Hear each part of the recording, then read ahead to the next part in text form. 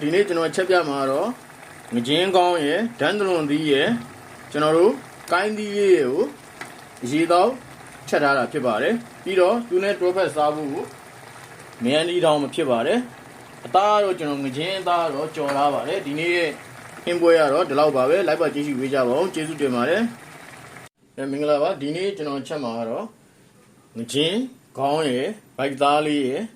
ကျွန်တော်တို့ဂုတ်ပိုင်းလေးတွေကိုကျွန်တော်တို့ကိုင်းသီးရယ်ဒန်းတလွန်သီးရယ်နဲ့အရေတောက်လေးချင်းပုံစံလေးချက်မှာဖြစ်ပါတယ်အသားတွေကတော့ကြော်လိုက်ပါတယ်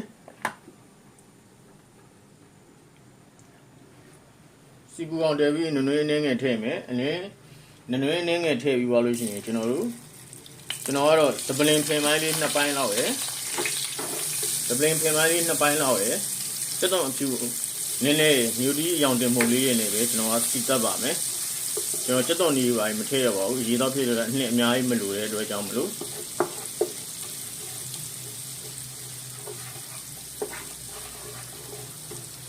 စီတန်းနဲ့လေးမှုလာလို့ရှိရင်ကျွန်တော်တို့ငကြင်းကိုတော့ကျွန်တော်ကစားနွေနွေလေးနေထားပေးပါတယ်အဲ့ဒါကိုထည့်ပြီးတော့အရင်ဆုံးလုံးပါမယ်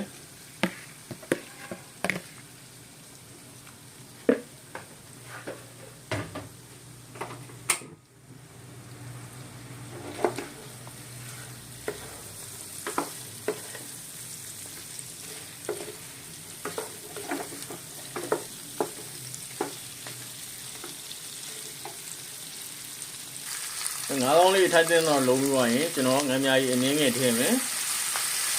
ပြီးလို့ရှိရင်ဒန်းတလွန်ကြီးထည့်မယ်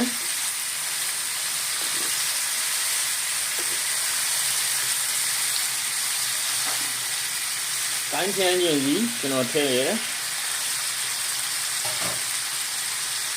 အဲ့ထည့်ပြီးတမအောင်အရင်မှုလေးပါ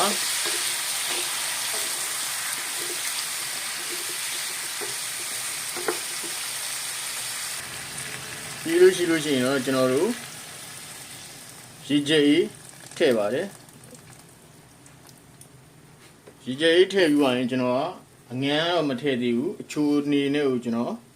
အချိုမို့အနေငယ်ထည့်ပြီးထားပါတယ်ထည့်ပြီးတော့ကျွန်တော်တို့အဖုံးပိတ်ပြီးတည်ထားပါမယ်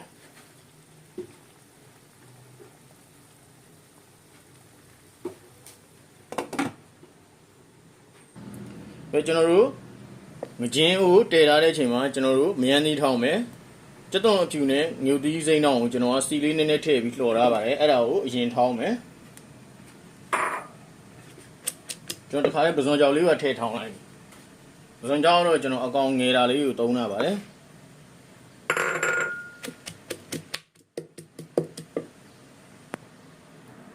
ကြက်သွန်မြငြုပ်သီးစိမ်းတွေခက်ကြမ်းကြမ်းလေးထောင်းပြီးရင်ကျွန်တော်မြင်ငပီးမိခင်ထားတာလေးကို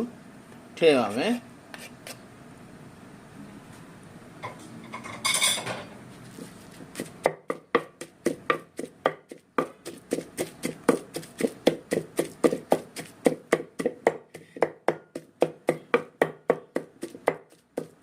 တမအောင်ထောင်းပြီးရင်ကျွန်တော်ကတော့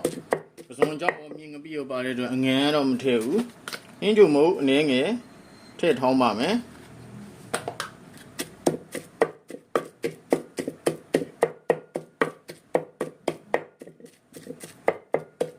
တမဝါပြီဆိုလို့ရှိရင်တော့ကျွန်တော်တို့မြန်သီးလေးတွေထည့်ထောင်းပါမယ်ကျွန်တော်တို့မြန်သီး30သားထောင်းမယ်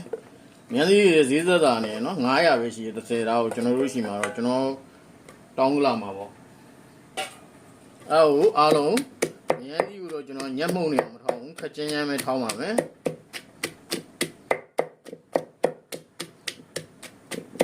ကဲခုဆိုလို့ရှိရင်တော့မြန်သီးထောင်းလေးရပါပြီအရသာကတော့မိမိစိတ်ကြိုက်ပြင်ပါ